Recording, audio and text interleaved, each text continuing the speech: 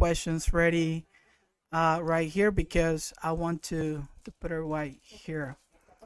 Okay. Now we're live, right, Tyler? We're live. So, people, today is special treat. Welcome back. Today we have. I want to introduce, and as it's supposed to be introduced, Dr. Tyler Stewart. He graduated from Marquette University. If you want to study Second Temple, Judaism, pseudepigraphy, and everything with Dr. Andrew Arlov, go there. Oh, by the way, I was just talking with Tyler off camera. What's the kind of the purpose of this interview?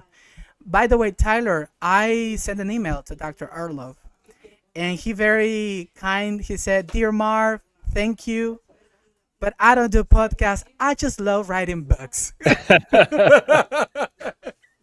That doesn't surprise me. That doesn't surprise Yeah, me. it, it, as I was just trying to find a picture for the episode cover, obviously I went to your Facebook page, uh, and there's a picture there. I think you are graduating or something like that, and he's next to you, and he's just being Dr. Arlov. Yeah, he's sort of aloof. It's funny. There's I think it's probably at my dissertation defense, and Okay, and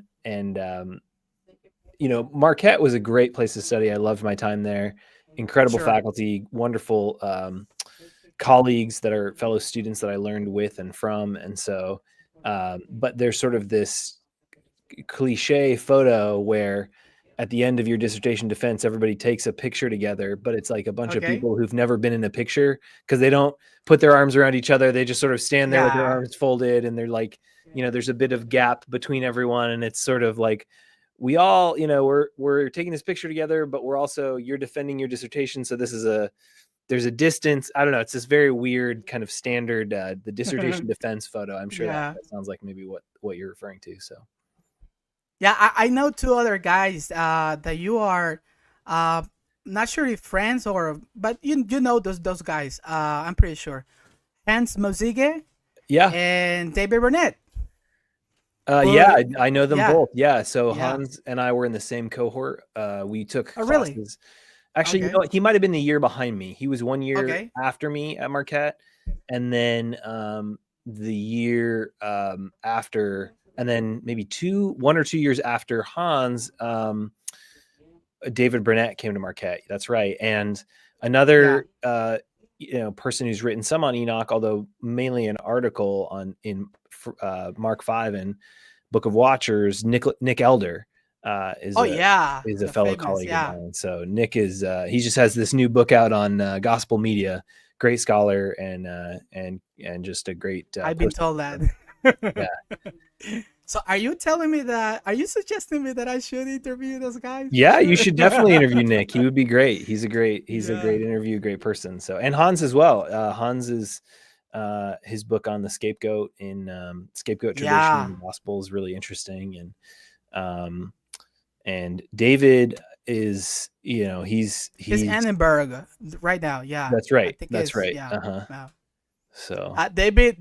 I mean, David Burnett is a special guy because he was he had Heiser as a mentor mm, and close friends, and they went back and forth. They disagree each other. They but that's what we want. I mean, yeah. I don't want a guy a yes man.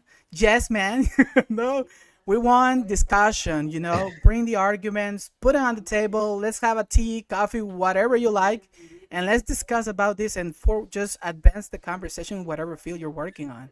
Yeah, That's that's what true scholarship is all about, I think. it is, and I If you think can that tell me. The Enoch seminar especially is that way, a congenial place where people Yeah. can come with their best ideas and interpretations and really, really spiritedly argue with each other, but do so in a way that's respectful and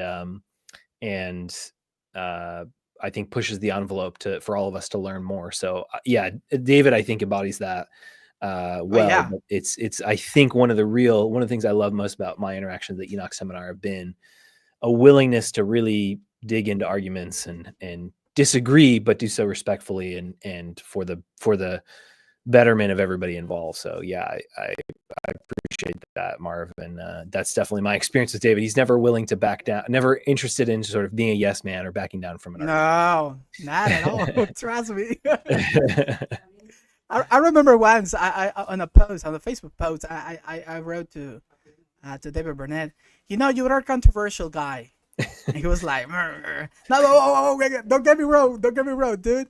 You are in a healthy way. You are in a very interesting, healthy way, respectful way.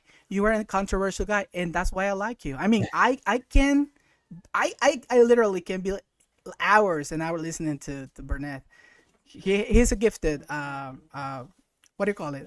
Spokesman, rhetorician. He is. But yeah. He's Okay. a creative thinker, and has read a lot. Has read a lot. Oh yeah. Yeah. So Yeah. I'm always, I'm always jealous of his book acquisitions. He seems like he's got an unlimited book budget for somehow. So Yeah.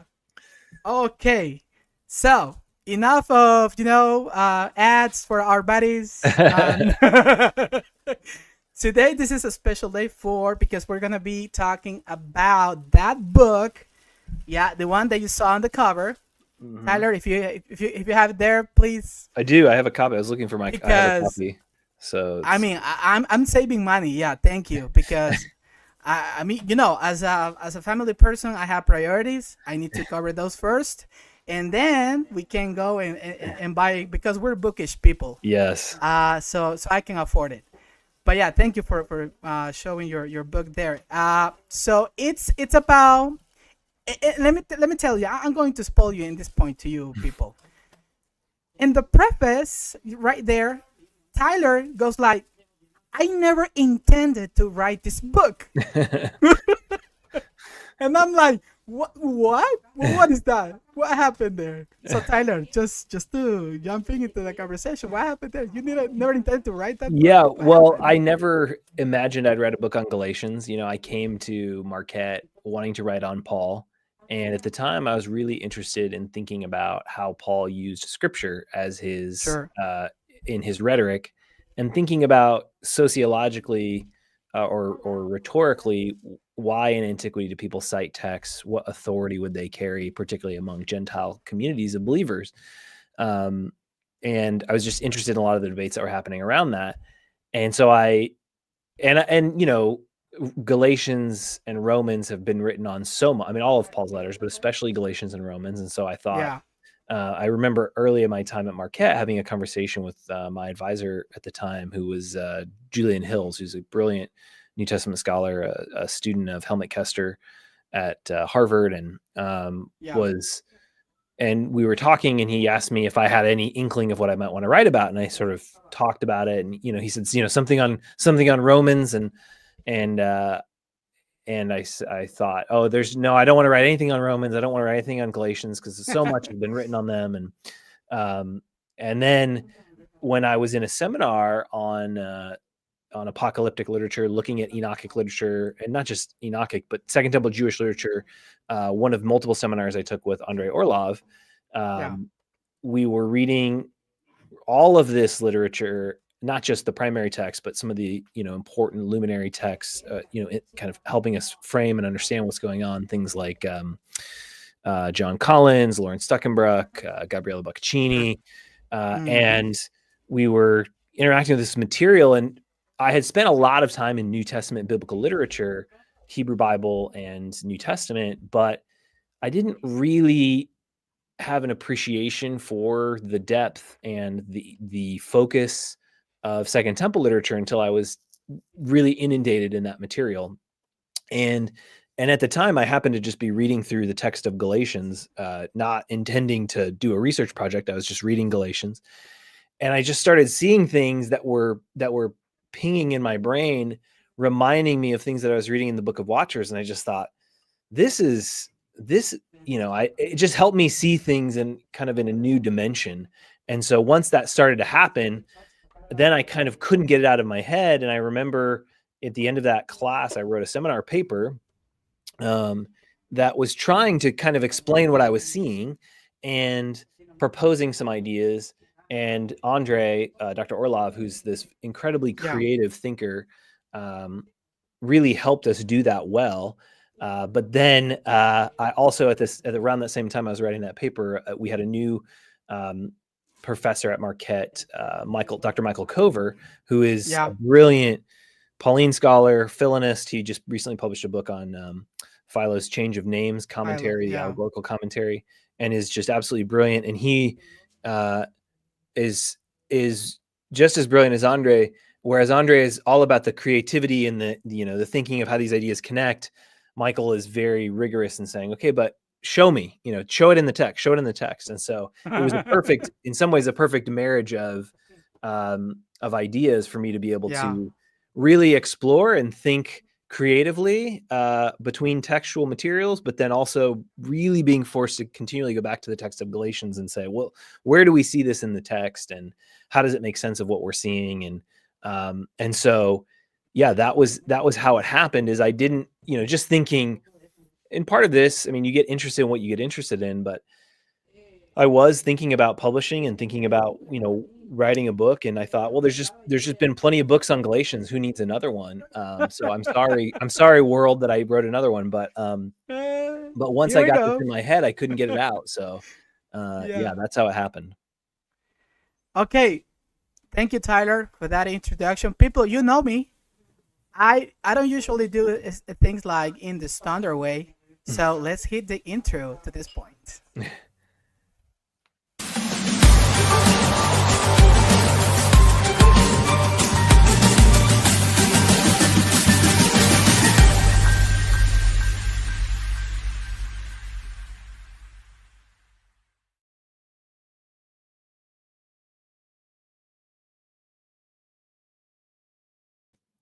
Okay. Welcome back, everybody. Now you already have that intro by Tyler. What we're gonna be talking about today is about that book. Tyler had Dr. Andrew Orlov as his supervisor, and I remember reading in that book of yours that, like, he said to you all, I'm going to I'm paraphrasing, so please forgive me if I'm missing something here, so you can help me fill in the blanks. But he said, I'm going to introduce to you all to the pseudepigraphical, literature, and I'm gonna shut the door behind you. Bye now. Yeah, that was very much he Yeah. started class with this parable about, I'm gonna open the door to the Jewish pseudepigrapha, and then I'm gonna There you push you go. in and shut the door behind you, and that's what Thank happens you. to a lot of us. We got at Marquette would get so interested in this stuff, and then start seeing even people who didn't ever intend to begin being interested in this material. Once you are aware of it, you start seeing how it's operative in a lot of Jewish and early Christian literature. So yeah, Yeah. that was my Tyler, if I were to, I'm a 31, 31 years old guy. So most likely I won't have the chance to study in a formal way. I might have go for a bachelor or master's, but PhD, no way, that's impossible. But let me tell you, would you recommend Marquette as a place to go and study if we love about this stuff? Would you recommend that place? Yeah, I had an incredible experience there. Andre Orlov, Michael Cover, just an incredible department. So yeah, if you're so inclined, it's a wonderful place. There's great scholars and great library resources. I would say it's one of the best. I had an incredible experience, and it's a great place to. There's not many people who are doing the kinds of things Andre is doing and Michael Cover are doing. So it's a real fusion of giftings and abilities that make it a great place to study. So I had a great experience, and I'd recommend it to anybody who's interested. There you go, everybody. So please keep an eye on that if you want to study. Marquette has to be on the 10 possible places you can go there. That's right. So, Tyler, let's jump right into this stuff that we have today to talk about your book. And Heiser used to say, almost everybody loves when it has to do with the Watchers. The Watchers are good for entertaining people. Oh my goodness. If you have Watcher material, whatever your podcast, I don't know, whatever you're doing, I mean, The Watchers is gonna do it at the end of the day. So, Mhm.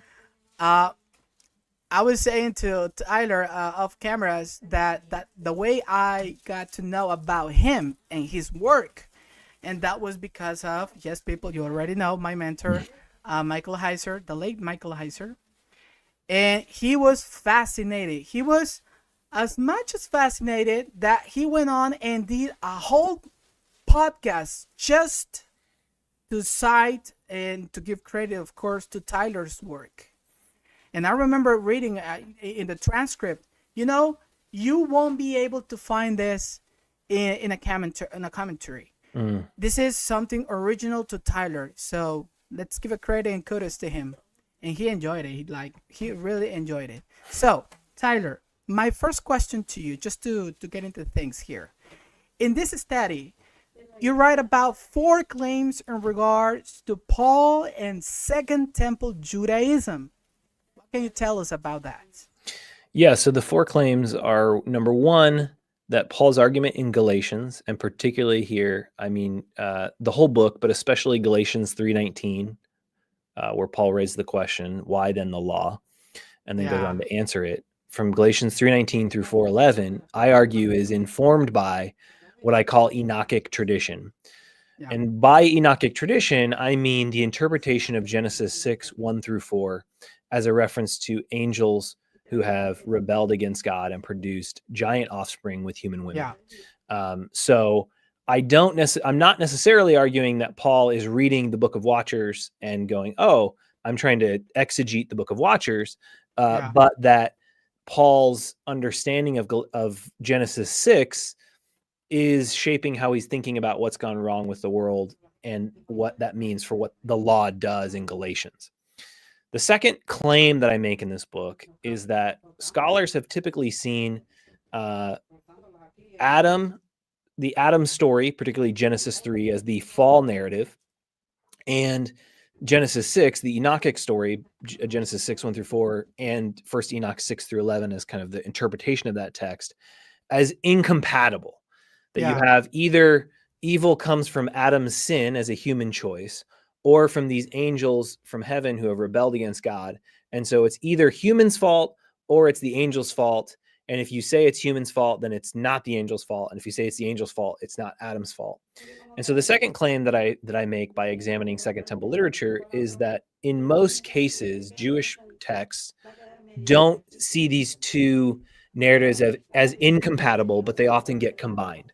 And so this is in fact, almost never is there just one text that these Jewish traditions citing. Although it is true that often when an author highlights one, so if they're highlighting the Adam material, then the Enochic material becomes less significant, or when they're highlighting the Enochic material, the Adam material becomes less significant. So I'm not saying there's no difference, but that as a whole, if you read the text as a whole, they are not the Jewish writers who are using these stories as part of their arguments for understanding why evil exists in the world. They don't see those stories as fundamentally incompatible. That's my second claim. So the first claim is that Paul is being influenced by Enochic material. The second claim is that Adam, Genesis 3, and Enoch, Genesis 6, and First Enoch, the Book of Watchers, are not incompatible in Second Temple Judaism or in early Christianity. The third claim that I make is that the functions of these traditions, so there's a stream of scholarship that will look at Adam and draw the conclusion that whenever a writer in Second Temple Judaism and early Christianity, if they talk about sin coming from Adam, then they're making the point that sin is fundamentally a human choice. It's about human disobedience to God. And so we might talk about this as moral evil. The source of all moral evil is that humans sin. And so who is to blame for evil? It's humans. And then in contrast, if an early Jewish or Christian writer highlights the Enochic material, Genesis 6, the Book of Watchers, so First Enoch 6 through 11 especially, what they're arguing is that the source of evil is superhuman, and therefore humans are not responsible. So the contrast is between human responsibility with Adam and superhuman responsibility with the Watchers. And what I try to show is that, in fact, if you look at how these two traditions are used in Second Temple literature, they often don't serve those functions. It's not obvious. Like if an author cites Adam, they may not be making the point that humans are responsible. In fact, the book that uses Adam tradition most significantly and without any reference to the Enochic material, the only book that I can find that does this, the book of 4th Ezra, is the book that comes closest to blaming God for evil, not absolving God of evil. And likewise, even in the book of Watchers, which centers superhuman evil as something that happens in heaven and invades earth, all throughout the book of Watchers, from the very first chapter to the end of the book, emphasizes human responsibility. And so because of those two factors, you can't assume that if you see Enochic literature, if you see Adamic literature, or you see Enochic literature, it therefore means Adam is human responsibility, Enoch is superhuman responsibility. It just depends on how those stories are being used within the specific source that's using them. So there's not these kind of static patterns of meaning, but that the traditions get used based on their context to mean different things.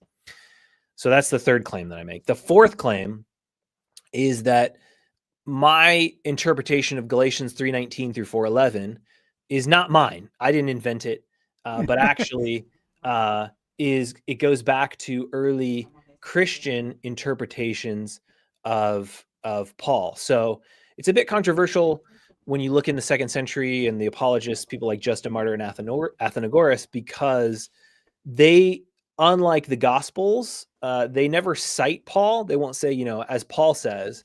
And I think the main reason for that is that Paul holds no authority for them. He holds authority, but when they're citing Paul, the people who they're talking to don't care who Paul is. And so they will use Paul's arguments, but they won't say, as the Apostle Paul says. That doesn't happen with a lot of a commentary on Paul until much later, 3rd, 4th century kinds of texts. So, but I try to show in my final chapter, the 6th and final chapter of the book, that Justin Martyr in Second Apology 5 especially, and Athenagoras in his petition is reading Enochic material and Galatians right alongside each other. And I try to show that some of the language they use clearly comes from Galatians 3:19 through 4:11, and it's being combined explicitly with Enochic material, the Book of Watchers, to explain why evil exists in the world and how it works. So the fourth and final claim is that this Enochic reading of Galatians is not an innovation that no one's ever thought of, but it goes back to early Christian readings of Galatians and explanations of evil. So those are the four main claims that I make in the book. Just to review them quickly, that Paul's argument in Galatians is informed by Enochic tradition, that Adam and Enochic traditions are not incompatible, even though scholars have often talked about them as being incompatible, and that the traditions aren't static in their meaning, that their meaning is determined by their context. And then last of all, that an Enochic reading of Galatians is supported by early Christian apologists, Justin Martyr and Athenagoras specifically. So, and thank you for that, Tyler. And I mean, the title of your book, The Origin and Persistence of Evil, right? And, I remember Heiser always saying, we need to be very careful not to impose our concepts of whatever we're talking about, modern people, over those first century, Second Temple people. We must be very careful about that. So when I say evil in Second Temple Judaism, Tyler, what exactly do we need to have in our minds? Like, what were they referring to? Yeah, it's a great question. I mean, it's been talked about in a variety of ways. In philosophical literature, evil gets classified as sometimes as natural evil. That is evil that, basically, why do things happen in the world that seem like they shouldn't? And in Western philosophical tradition, you even have people like Plato and the Platonic tradition talking about this as a problem of the ways in which the world doesn't conform to the ideals that the gods created. And this is a fundamental problem that is going on, not just in Jewish literature, but also in Greek philosophy. They're arguing about, why are things bad sometimes? So the term kind of becomes this umbrella term in a lot of the literature that can range from, anything bad happening, like human sin as a form of evil, to demons existing in the world, to even something like in Isaiah 45, I create good and evil. The Hebrew Yeah. word is ra'ah. And a good example of this, like something like in 1 Samuel, where Yahweh sends a harmful spirit, a ruach ra'ah, on Saul, and as the king of Israel, who he's deposing for his disobedience.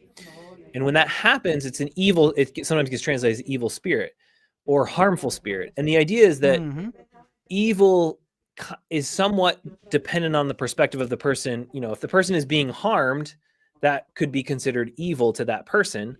But if someone is being harmed as a punishment for disobedience, one person's evil might be from another perspective, kind of a just judgment. So it's a broad concept. And for the purposes of this study, I tried to look at when the idea of talking about origin and persistence, the idea of where does it start? Like, why do things start to go wrong? If God is the good creator of the cosmos, then why do things ever go bad? And then why does it continue, right? And we tend to think of these as the same question, but they're not really. And Second Temple literature often makes a distinction between them. That they might say, this is where something goes awry at the beginning, but then God deals with that in this particular way. And Jews are sort of constantly having discussions, and not Jews, but just Christians, Jews, Greek philosophers are having these discussions about, well, where did it start and why does it continue? And then what do we do in light of those realities of its beginning and its persistence, its ongoing activity? And to bring it back to Galatians, in Galatians 1:4, Paul celebrates the fact in this kind of this celebration of what God has done in Christ, that he celebrates that Christ has given himself for our sins, thusly rescuing us from the present evil poneros age. So Paul thinks there's something fundamentally wrong with the world, but he also thinks that Yahweh God is the God who created the world. And so how can that be that Yahweh, who is a fundamentally good creator, and yet we find ourselves in a present age that is defined as evil, that Jesus has rescued us from in some sense? And so that's what I'm getting at when I talk about evil. It's a broad umbrella term, but it refers to, can be both a choice to commit moral evil, to a natural disaster, to something gone wrong, something the way it should not be. And as a Christian, I'm very interested how Paul, a Second Temple guy,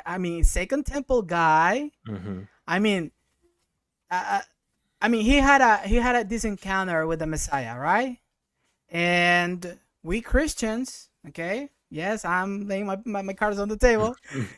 That's something I always say. That's the motto of my podcast. It's important to talk about religion, but it is even more important to critically analyze this thing that we call religion. So what am I saying this? It's because Paul, he claimed to have had an encounter with the Messiah, the risen Jesus Christ, right? Lord, who now is seated at the right hand of the great power, and he's been given authority over heaven, earth, everything. Good. But for Paul, as a Second Temple Judaism guy, he's got all this literature floating in he's an academic, Tyler, of his time. And he has all this literature, floating in his mind, and when he's writing theologically or whatever, addressing whatever issue, sun uh, greeting, the case.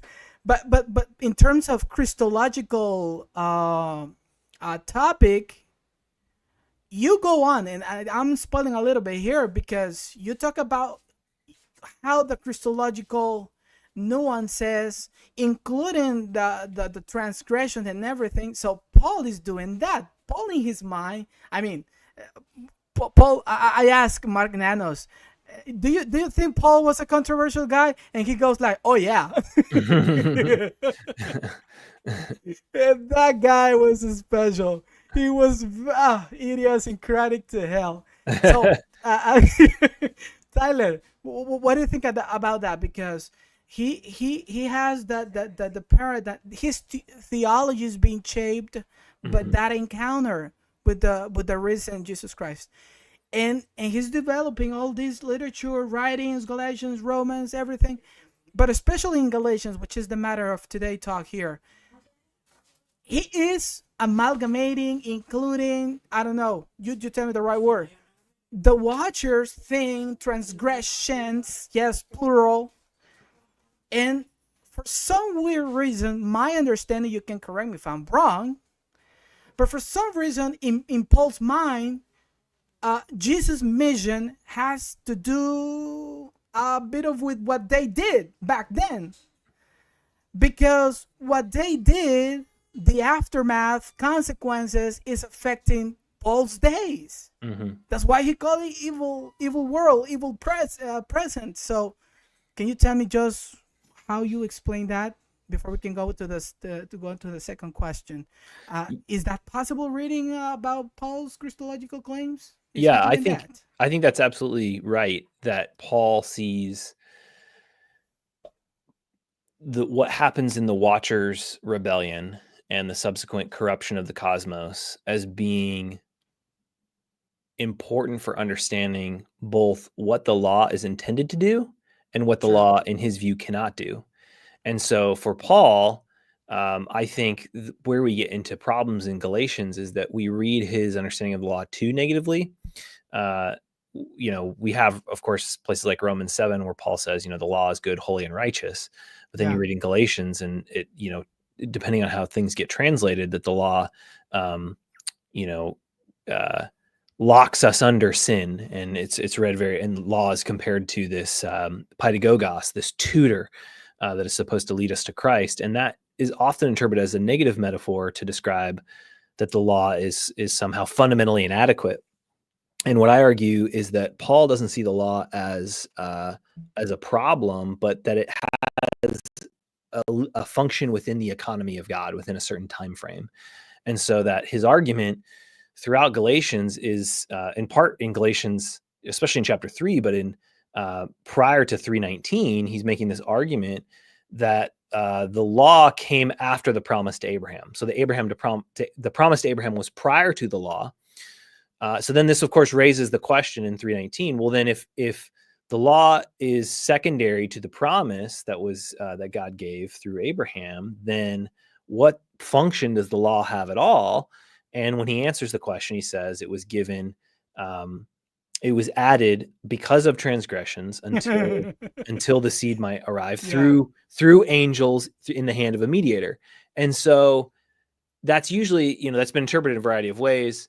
But the most common readings of that historically have been that the law serves this protective function, even in early Christian literature, that what the law is designed to do is provide this protection around Israel from. I've never heard of that about the law. No. Yeah, and so trust me, Tyler. And sorry if I break in here and interrupt you, but I need to make this point as a church man, because I belong to a church. I am 31 years old. I never ever heard about a preaching about the law that way. No, that doesn't happen. So that's new to me. Yeah, and I think part of that is what happens is Galatians 3, especially 3:19 through 22, is read through a particular reading of Romans 5. Yeah. And so in Romans 5:14, and I'm going to bring up the text here for myself Sure. to just so I have it in front of me. It says that the death reigned from Adam until Moses, Mm-hmm. and on those having sinned in the likeness of the transgression of Adam, who is a type of those who is to come. And so in Romans 5, there's this argument about sin and transgression and the reign of death, and that because of Adam's sin, or through Adam's sin rather, death enters the world. And so there's this origin discussion that's going on about where does death and sin come from, and this contrast is made between Adam and Christ. Well, that narrative, partially because of Protestant focus on Romans as the sort of center of Paul's gospel, gets, I think, superimposed on Galatians. And so when in Romans 5:20, when Paul writes, the law entered in order that sin might increase, it becomes, I think like the ESV, English Standard Translation, translates this: the law came in to increase the trespass, but where sin increased, grace abounded all the more. And Romans 5:20 is read back into Galatians 3:19, and this was Martin Luther's view, who his ghost haunts us in many places. Was that what the law, meaning when Paul says the law was added because of transgressions, what Luther thought it meant is that the law actually either reveals or even makes us transgress, shows us how bad we really are and how incapable we are of following the law. And I think it's, and this part of this goes back to Luther and other Christians reading Romans chapter 7, Paul's view of this incoherent self who, the very thing that I want to do, I cannot do. They're reading that as Paul's experience as a Jewish person. And I don't, and this isn't, people like Stanley Stowers have argued this and others, that what Paul is engaging in Romans 7 is a speech in character, that he's not describing his own experience, but that his own experience is much more what we read in a passage like Philippians 3:6, where Paul says, when it came to the law, I was righteous. Not meaning that he'd kept the law perfectly, but that built into the law was the ability to deal with failure, to obey the law. And that Paul had followed the law reasonably, that when he had failed to, uphold this or that element of the law, he had responded appropriately as the law prescribed. And that in that sense, he was righteous when it came to the law. So, so that Paul, and again, I think part of the issue he's addressing in Galatians is not this sort of abstract question of, should we care about the law or not, but what does the law do? And he is arguing against a position that I think is claiming you need to follow the law because the law is what's going to protect you from these powers, these angels, these forces that can hurt you. Almost like what we would call, a defense against the dark arts or something. These elements that are, or these spirits that are working the elements, you need defense against them, and the law is what's going to defend you. And Paul's argument in Galatians 3 is that the law was designed to protect you from the elements, but it was never able to make you alive. And so what's happening in the arrival of the seed in Christ and through his Spirit is that you're not just being protected from the elements, you're actually being transformed by the Spirit of God's Son. And now you are participating in that sonship, so that the elements no longer are going to have power over you. And so it's not that the law was bad. It's how I put it in the book is that the law was a solution to a problem in the short term, never intended to sort of address the larger issues that were going on, which I don't read as a denigration of the law. And I'm unconvinced by the idea that Paul's Christology, and this may lead into our next conversation, is so overwhelmingly central to his thinking that he can just sort of take the Old Testament and sort of do whatever he wants with it, because the only thing that really matters to him is this Christology. And so, yeah, I'll sort of stop talking now, but No, no, I mean, yeah. that's fine. That's fine. We're trying to condense 300 plus pages book here, so no, that's good. As I was listening to you, Tyler, I'm going to tell you the same thing I said to Jason Staples. He was just talking about his new book, Israel and the Resurrection of Israel. I think it is. It's the second volume. The first one was the idea of Israel. And I said to him, and I was very excited the way he was explaining things to me. And I said, Jason, why can't we in church talk about this stuff? He laughed like, oh man, he said, those are the kinds of things that we should be talking in church. I mean, early Christians, this was just part of the conversation, like theodicies, the principality, powers, watchers. And I was just having that element of frustration, because I love the church. I was my upbringing. I was part of a Christian home. I went to church since my mother was just having me in her arms. So I love the church, but I'm very critical of the church, because we really underestimate people's appetite for good content, and that's a shame. But luckily, we have these platforms where we can go and address those topics. So, Tyler, second question right there in front of your screen.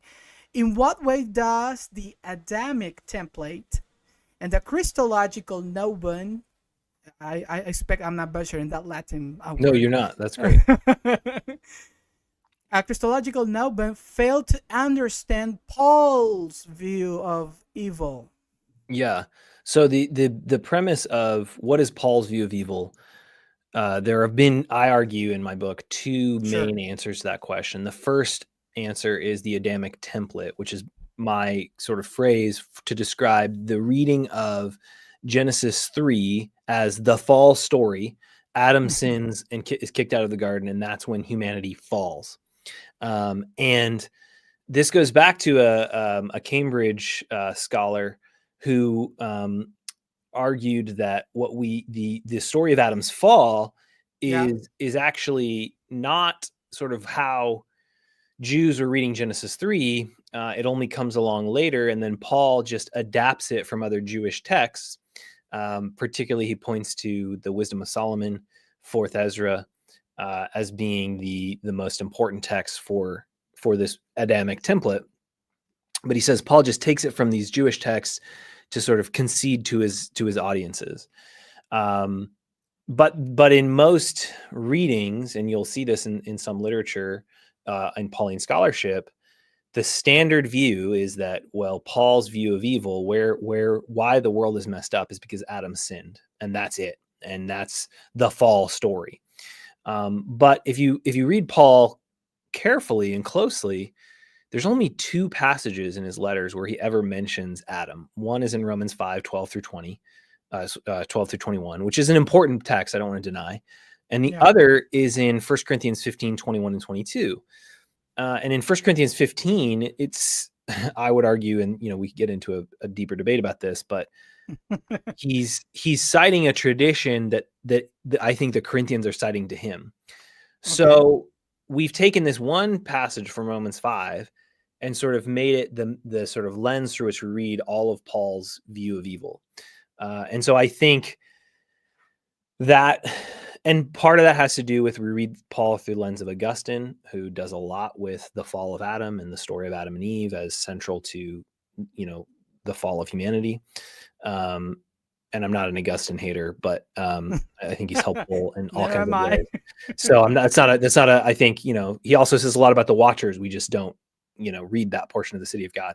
But all that to say, that's part of what's going on, is that we're thinking of the Adamic template, the fall story, as being Adam's sin. That's the beginning of evil for Paul.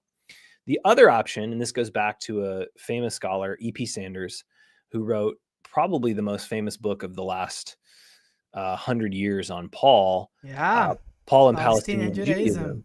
And in Yeah. that book, Sanders argues that, listen, Paul isn't sitting around as a Jewish person and just going, oh, I can't be, I'm so sad I'm a Jew. Man, I wish I Yeah. had some way out of this, but I'm a Jew, what can I do? But that actually Paul is very content and excited and committed to his Jewish identity and practice. And what leads him to think It that is.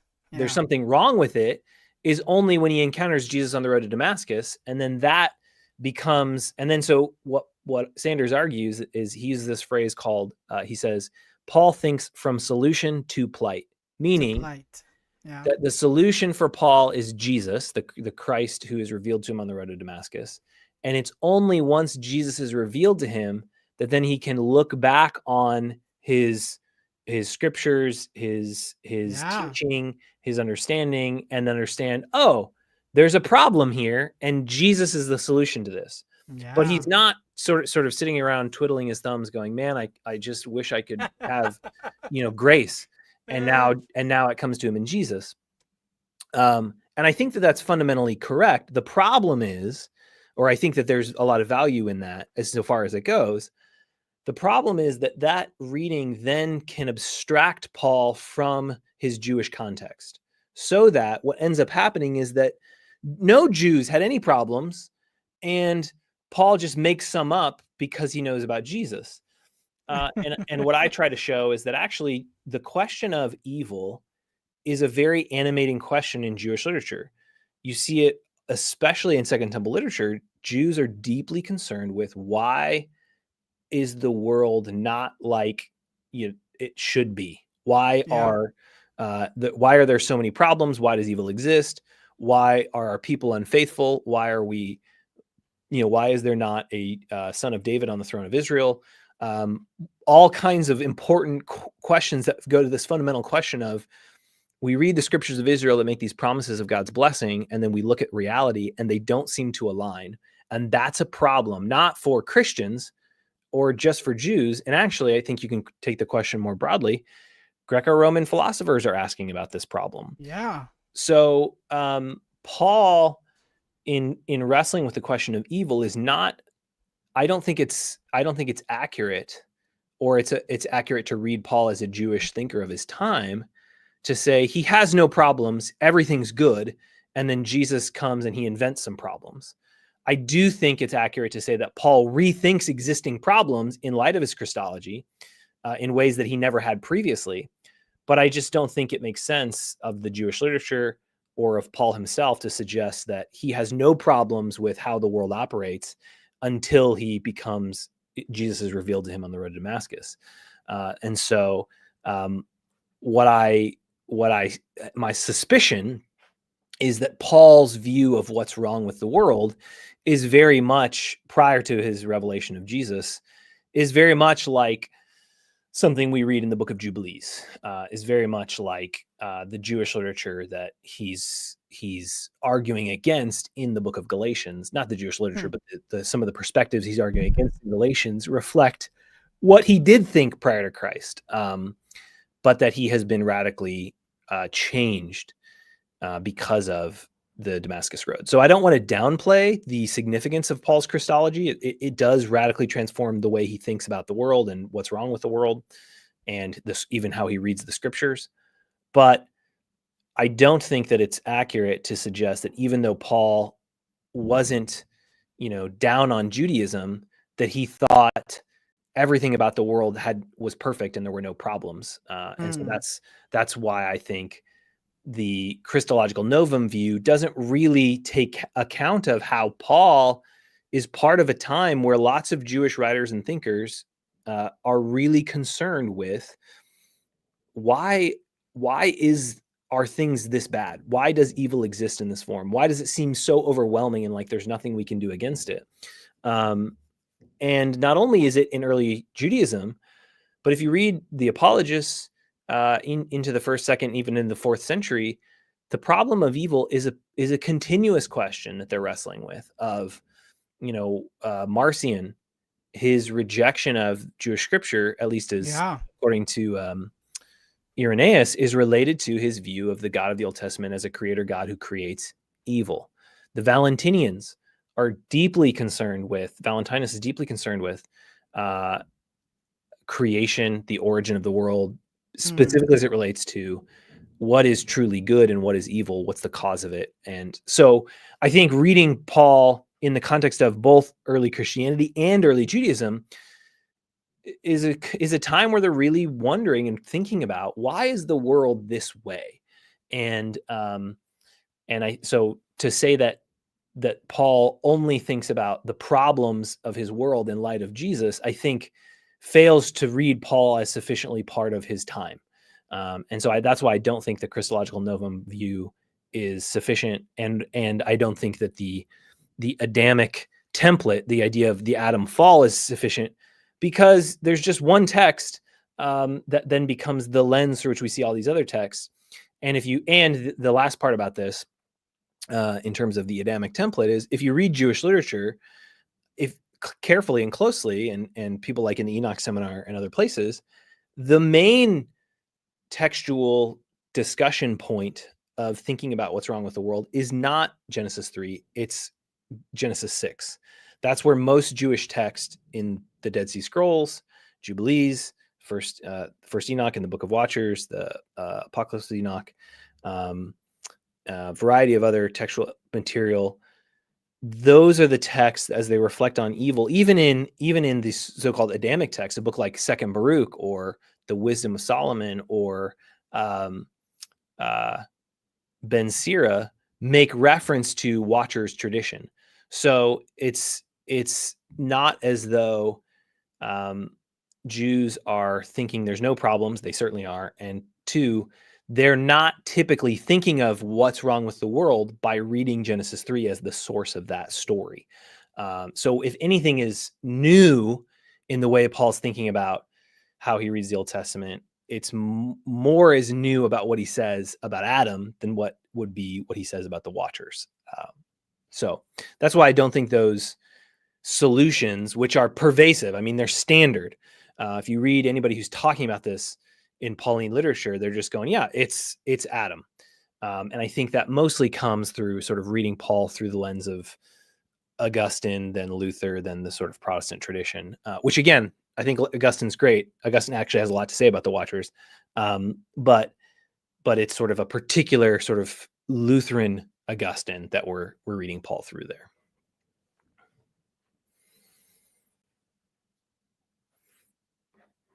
Oh, I think you're muted on my end, Marv. I'm not hearing.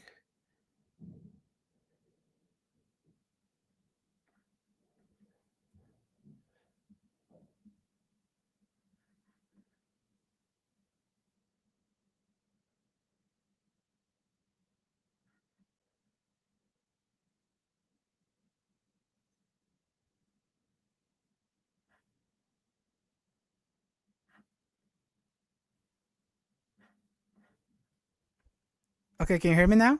Yep, now I got you. Oh, thank you. Yeah, I was saying I need to ask you this question. This is a personal question, okay? Because I already prepared this 5 questions related to the book, but this is a personal question. And you know, I understand we can't. Perhaps it's a very controversial or complex question. Yeah, probably.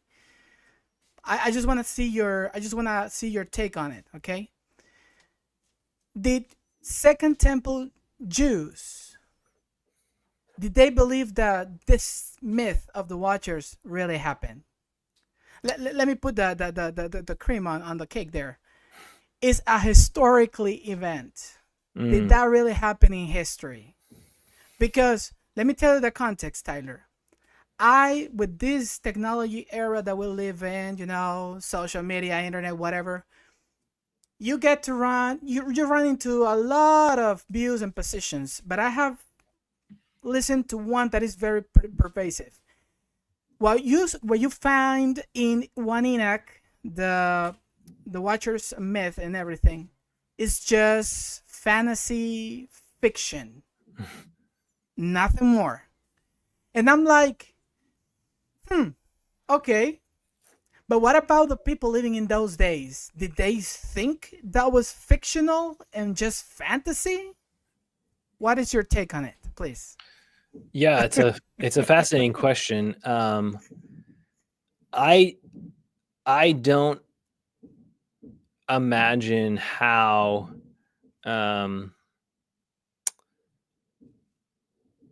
they couldn't have. I don't think they read it as fantasy. Okay. Now, there is a question of, in general, primeval literature, sort of literature of the time before time. And here Sure. I think of another analogy would be something like what we read in Hesiod's Works and Days, where he gives this mythology of the different ages of humanity, and he uses these metals, and he talks about the golden age, and then The golden age. the Yeah. silver age, and the age of bronze and heroes, and then now we live in the bad old Iron Age, which we can sort of laugh at and go, oh, there's that whole thing, but then you do see that same kind of typology showing up in the book of Daniel, reflected in the statue Oh, yeah. of Nebuchadnezzar. That's interesting. Um, Yeah. and so what I mean is that I do think they thought of the primeval history as being events that happened. But so here's where my one caveat with that. You do have someone like Philo of Alexandria who says he's reading Genesis 3 and the story of the serpent speaking. And he's like, well, we know serpents don't talk. And so he allegorizes the story. Yeah. So there are examples of allegorical readings of the Genesis accounts. And even Philo, for example, his reading of Genesis 6:1-4, when he looks at the, he rejects the interpretation of Genesis 6:1-4 that the sons of God are a reference to angels who sleep with human women. He allegorizes the story in his commentary on Giants to say that he says that the souls of the angels are souls without bodies. And he actually fascinatingly says what the philosophers call daimons, daimonios, the Greek word that gets translated demon in the New Testament. What the philosophers called demons, Moses called angels. And what the sons of God who sleep with the daughters of men and produce these giants are actually just souls that have taken on bodies. And we really need to get rid of our bodies and sort of ascend back into as minds back into and be assimilated to God like Moses. And so he thinks the body is a problem. So he's allegorically rereading the story of Genesis 6, but what he's doing is rejecting the reading of Genesis 6 as a story of angels who sleep with human women that produce giant offspring, which is a sort of, I don't know, like a historical reading of the text. So it's a very long-winded way of saying, I think it's hard to imagine that Jewish readers and Christian readers are not reading these texts as reflective of events that actually happened. Now, yeah, so I guess I'll leave it. Does that answer your question, or do you want? No, that's okay. So yes, I think the writers of the Gospels thought of these events as having occurred in the past and having shaped how the world is the way that it is today.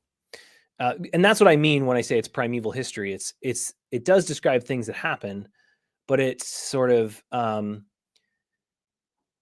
how. I think it functions differently than, like the narrative of even Old Testament literature about kings or something as describing events that happen. So which is not to say I don't think they thought it was historical, but that it's a different, because it's talking about time before the flood, is this sort of time before the time. People are living these extravagantly long lives. They sort of thought of this as a different kind of world, which I don't think means they thought it was fictional, but that their main purpose in telling these stories was not to say, oh, here I'm giving a historical account of how this event happened.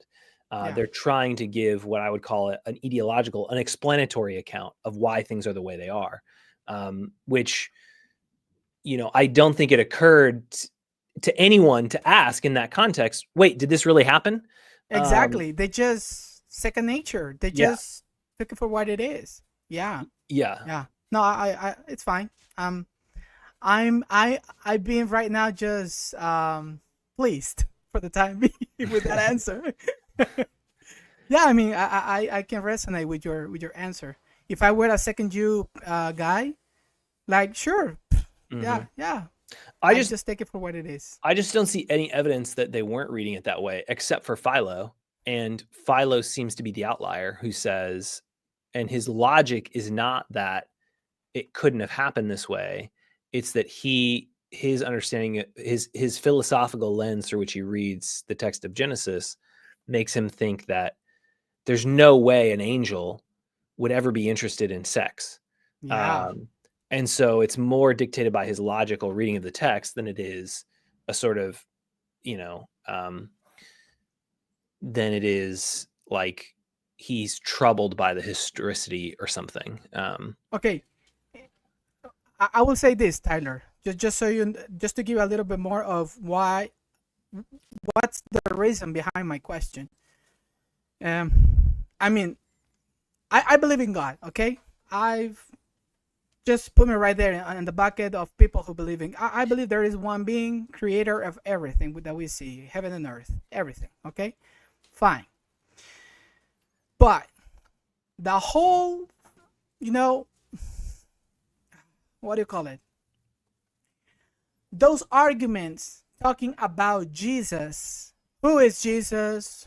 What in the world did he came here to do? What's the whole purpose of salvation? There's evil. There's one guy, called Satan. There's demons.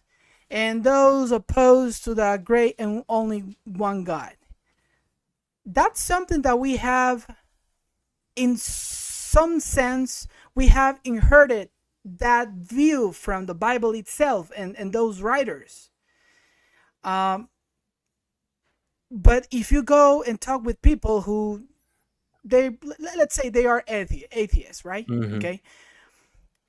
But they will say, and I have had these discussions with one of them, like, okay, there are people here nowadays, 21st century, that they have experienced some sort of, paranormal, not human experience, and they just go like, okay, that wasn't a human thing. That was not normal. That doesn't happen in normal life. No. So what is going on behind the curtain that we just don't know?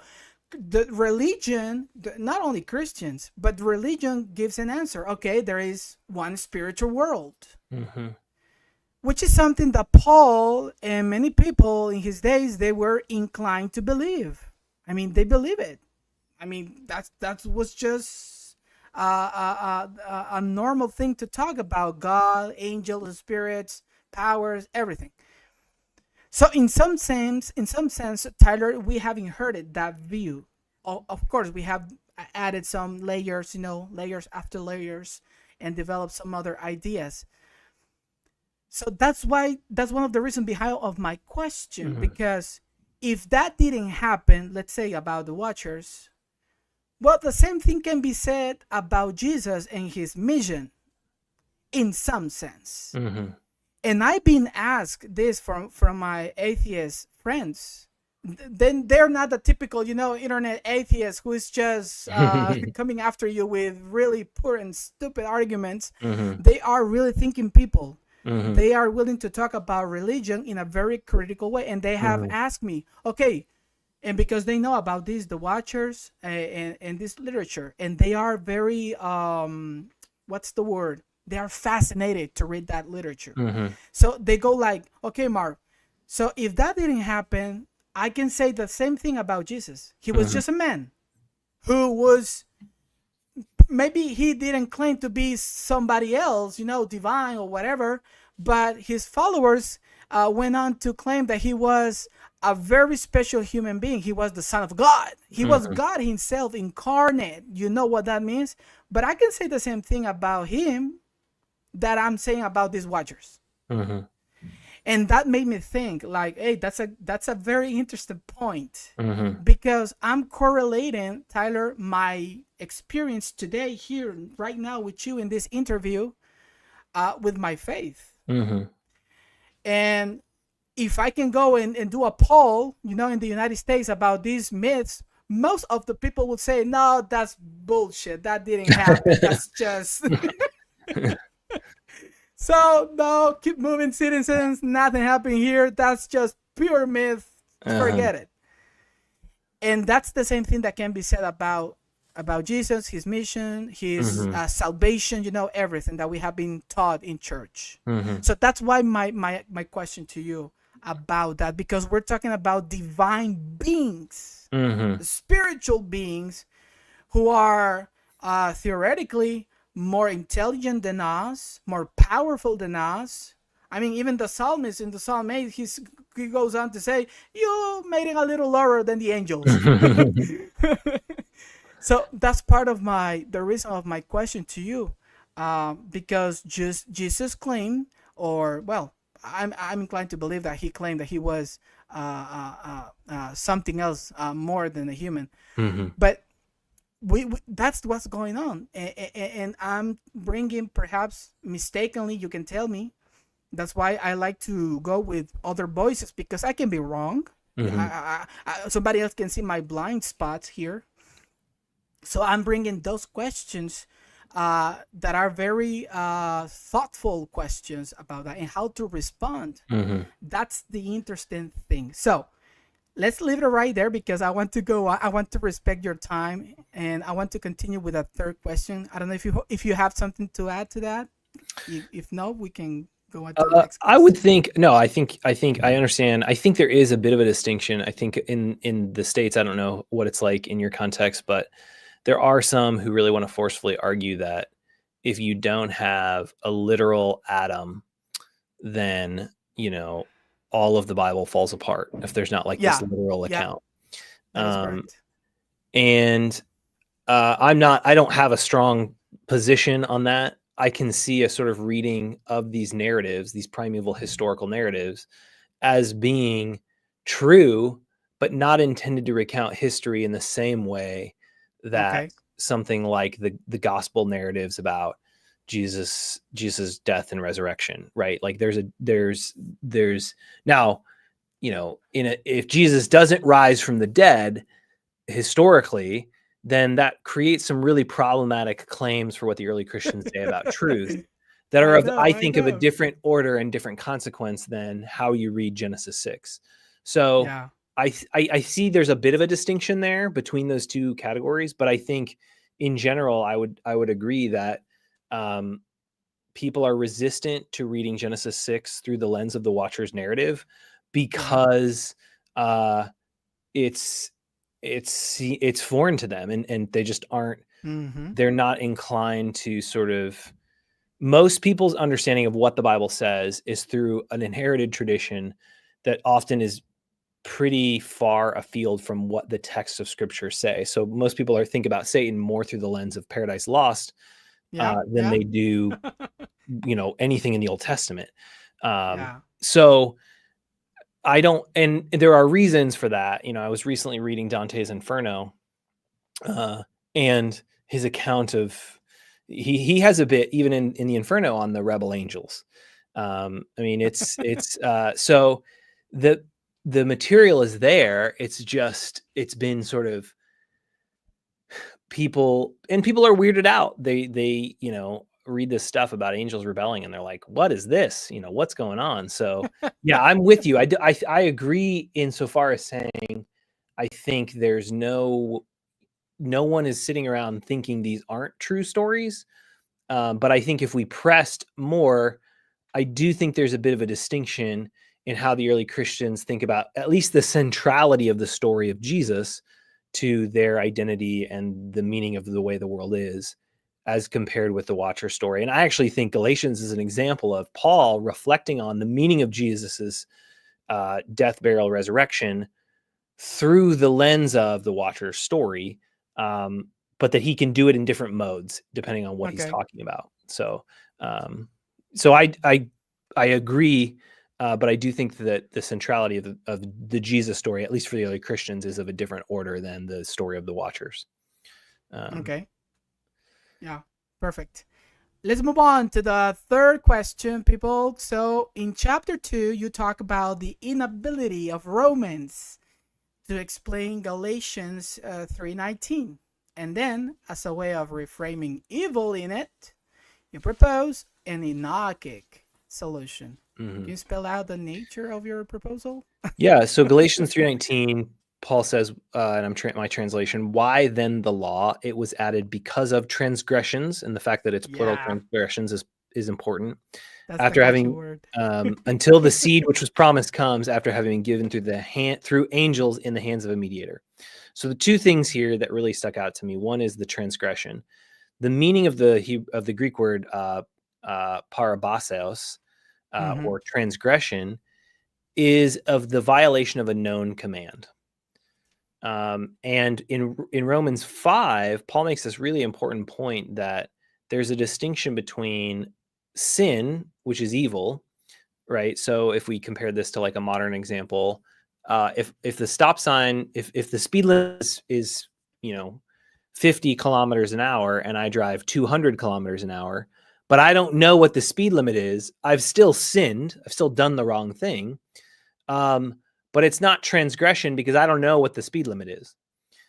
Transgression is only if you know what the rule is and you intentionally break it. Yeah. And so usually this text, people read it and you'll read in commentaries, they'll be like, yeah, this is really weird. It must mean something like what Paul says in Romans. And there's very little content to interpreting what Paul is talking about in Galatians 3:19. My suggestion is that added because of transgressions is that and it's usually assumed, well, whose transgressions are these? And we just go, they must be human transgressions. But the problem is Paul makes this really specific point that transgressions are the violation of a known rule. And if Israel doesn't have the law, how can they transgress? They can sin, they can do the wrong thing, but if they don't know what the law says, how could they possibly transgress it? It would only be a transgression after they've received the law, unless these are transgressions that are not of humans, but the transgressions of the Watchers. This also, so that's kind of the logic of the argument, is sort of going, wait a minute, no one's really asking whose transgressions, and once you ask that question, and then you see the reference to the law that was given through the hands of angels, and then further on in chapter 4, that chapter 4 verse 9. Are you returning to the weak and beggarly stoicheia, the elements, or this reference to the elements of the cosmos in verse 3, under which we were enslaved? All of humanity was enslaved under these elements, and different translations translate the ta stoicheia, the elements, differently. Some will say something even like the elemental spirits. Elemental spirits. Yeah. Some translations will have it as the elements. The stoicheia in Greek philosophy refer to the 4 basic elements of wind, air, fire, water. What are they? Air, fire, water, earth. Those are the 4 basic components in ancient physics. And you'll see in these ancient texts, they'll talk about, but anything that moves, someone like Aristotle in on the soul will talk about how anything that moves has to be moved by something. So what's moving these elements? You even see this in Jewish scripture. You think about like the book of Job or in the Psalms, lightning and thunder and snow and all these we think of as natural phenomenon in our sort of physics of the world. In an ancient perspective, all of that has to be moved and pushed by something. Yeah. And so what is inhabiting these stoicheia, these natural elements?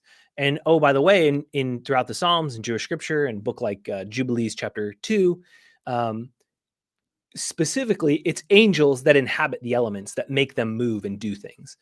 And so when Paul talks about being enslaved under these elements, that we're enslaved under these elements, these weak and beggarly elements that we return to and are enslaved to before we know God, it sort of gets at this this tension of, well, what's going on here? And so my theory, sort of as I was kind of thinking through what's going on in this text, is that it's angels who inhabit the elements of the natural world, as we see in Jewish literature. Jubilees, the book of Wisdom, chapter 13, Paul, or the author of Wisdom of Solomon, mocks Gentiles, Egyptians specifically, for worshiping the elements as divine beings. And so I argue that we can't explain Galatians 3:19 by going back to Romans, where, especially if you read Romans 5:12 through 21, Paul over and over again emphasizes that it's the one singular transgression of Adam that mirrors Adam and Christ, because his point is to compare the singularity of the Christ gift with the singularity of Adam's sin and transgression as being these sort of type figures. But in Galatians, the transgressions, plural, whose transgressions are we referring to? Well, it has to be known violations. Then it can't be humans before the law, because they wouldn't know they're transgressing. They might be doing evil, but they wouldn't know it was a transgression because they wouldn't understand that they've been commanded not to do it. However, throughout the Enochic literature, it's clear that the angels violate the divine order. And in Enochic literature, specifically, they transgress the law of God that has been arranged for them to not to stay in the heavens, and they violate that, and they sleep with human women. And so the transgression, I argue, in Galatians 3:19 is the angels rebelling. And by the way, what you see in the book of Jubilees is a argument that what protects the sons of Noah against the spirits post flood who are the offspring of the Watchers is the law, the written record that's handed down through Noah, and then Abraham is taught how to read Hebrew so that he can read these ancient books and write them down. And so he the angel of the presence teaches Abraham to read Hebrew so he can access this sacred knowledge, which allows him to defend himself against these superhuman, what we might think of as demons or evil spirits, these things that are the sons of the Watchers that have survived the flood as spirits. I mean, they saw these guys like really breaching the cosmic order by their deeds. I mean, and you know, Heiser makes the case, and of course he is building off of some other scholars' work, and he finds Mesopotamian parallels with the Apkallu. I interview I'm pretty sure you are familiar with him, John Day from John Day. And I asked him, because he wrote 2 volumes. He's currently writing his ICC commentary on Genesis. Oh, wow. But and he's almost there. I mean, but he said, don't get excited that much, because still there are a lot of work to do left. Because the editor, you have no idea how stressful and difficult the process to write a book. So just pray for me, but don't get excited. It's not gonna be out. No, please wait. But I asked him, Dr. Day, what do you think about these parallels? He said, that's mistaken. Of course, I'm interviewing the guy, so I'm not going to debate the guy about that. But he said, no, I think that's wrong. I mean, no, there's not enough parallels. Okay, fine, perfect. Let's move on. But again, Heiser, he is working on the work of Ann Kilmer, which is a Syriologist, Mm, and some other guys like Helgi Bambik, a Scandinavian scholar. I think mhm, he's dead by now. I'm not sure. And I think it's Ida Frolik is the other one. mhm, Yeah, but but Heiser makes the case. Hey, the author of Genesis 6, whoever the hell was the author, he's in polemics with Mesopotamian mm, myth, because for Babylonian the Apkallos, they were like human benefactors. They were the heroes of civilizations, mhm, and point by point, if you go point by point, they are part that you find parallels with mm. Genesis 6, sons of God. For the biblical author, the sons of God and all they did is evil. For the Babylonians, no, that's not evil. That's why we are great. Mm, mm. So, Interesting. like, and here's my fourth question, just to cut to the chest here, Tyler. That's why I find the myth of the Watchers. I mean, I would, if I were a scholar, Tyler, I wouldn't venture to, uh, to claim so categorically about how the Jesus mission has nothing to do with what they did back then. Mm, I will leave the door open. Yeah. And you can say it. I'm influenced by Heiser's work. Yeah, I'm influenced. Because that makes more sense, a little bit more of sense. The mission. Why even, and I'm quoting Dawkins here, the greatest atheist and biologist, Richard Dawkins. He said, God is smart enough. And how is possible that this God couldn't even think of a better solution than send himself to die on the cross? I mean, that's his rationale, mhm, to talk about soteriological things. He's not a theologian, he's not a biblical scholar, and he's been criticized for that. And mhm. I think he's being well criticized.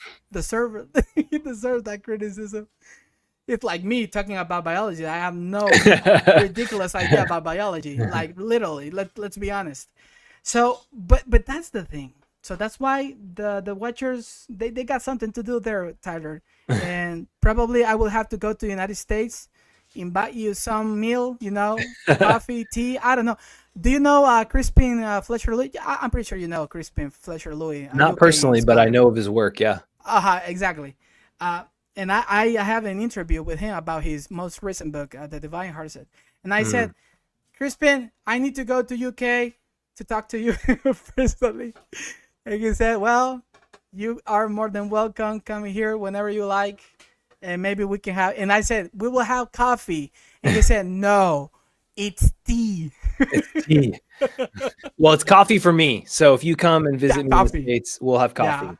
We'll You have are on coffee. my team, coffee, Okay. definitely. Yep. I'm team coffee all the Okay, way. Tyler, question number 4. How does the Book of the Watchers and Jubilees differ in their narrative on the origin and persistence of evil? Yeah, this is a complicated question. I know, I know.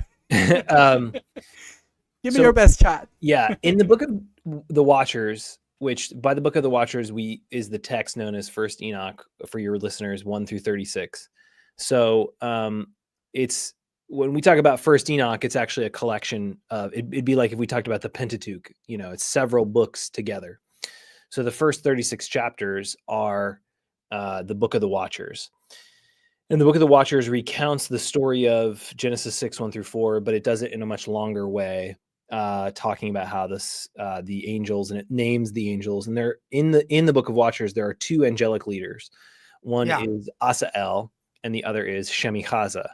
And these two, and it's kind of hard with the names because you have different textual traditions where the names Yeah. shift slightly here and there. Sometimes it's Azazel, which is like what we see in Leviticus 16, the Day of Atonement ritual. Interesting. In other places, it's Shemihaz or Shemichaza, and there are various names, and a variety of other angels who rebel against God. Now, in that what's clear is that it looks like, to most scholars, originally the Book of Watchers story had two separate versions of the account. Mm-hmm. One with Asael as the main leader of the rebellion, and one with Shemihaza.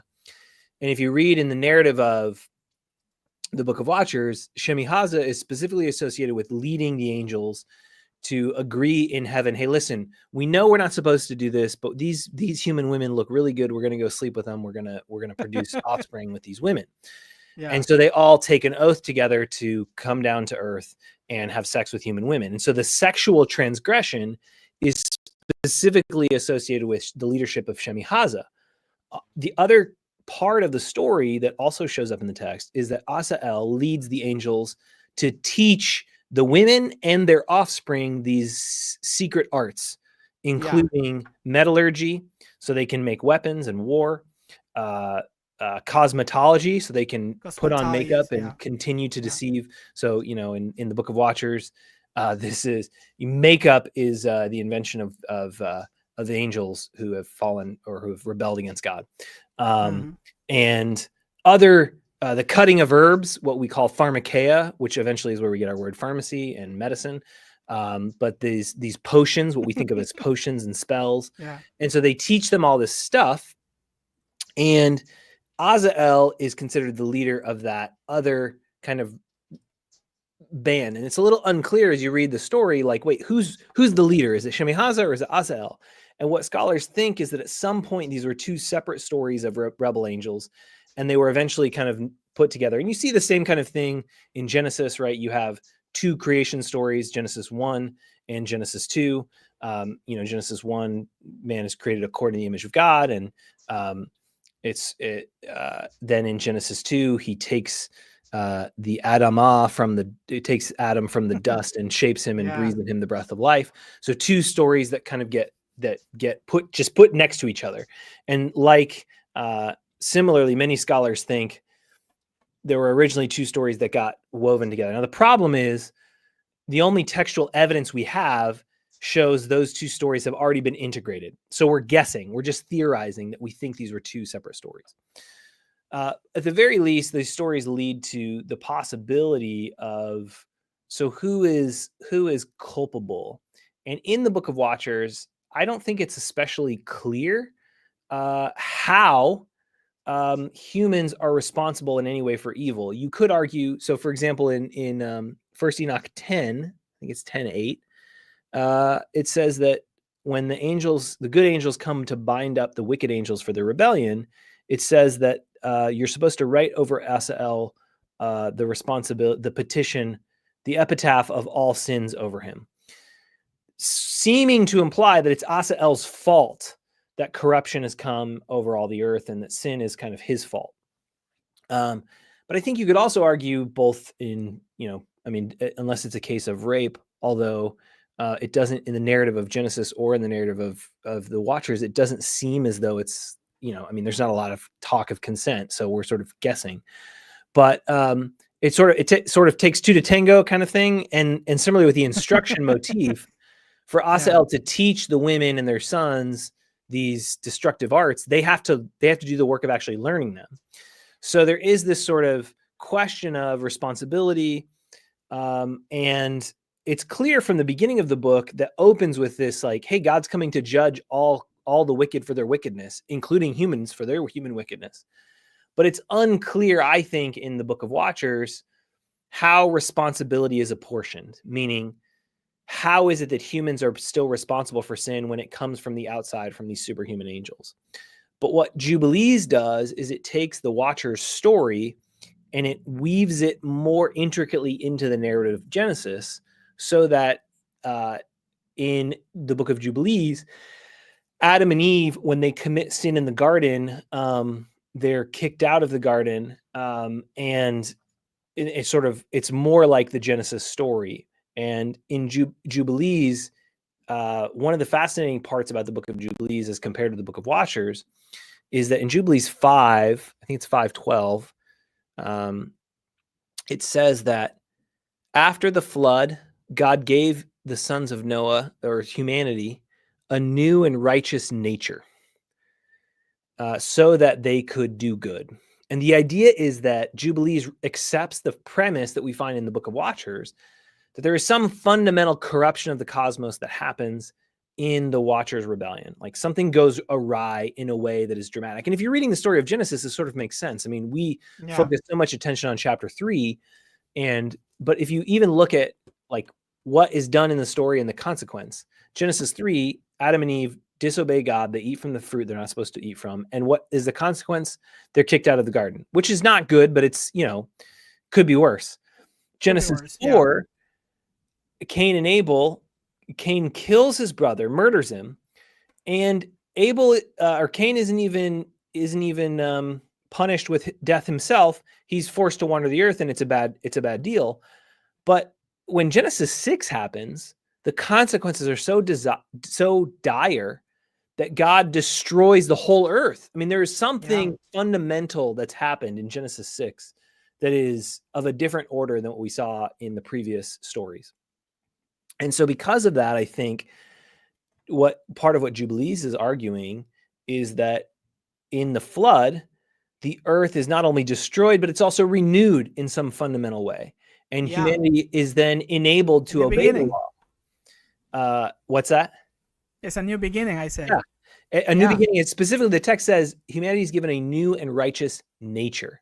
Something about the nature of humanity is fundamentally changed because of the flood. And which leads then to the conclusion, and not just in that text, but throughout the rest of the book of Jubilees, there's those who live according to the kinds of illicit instruction that the Watchers give.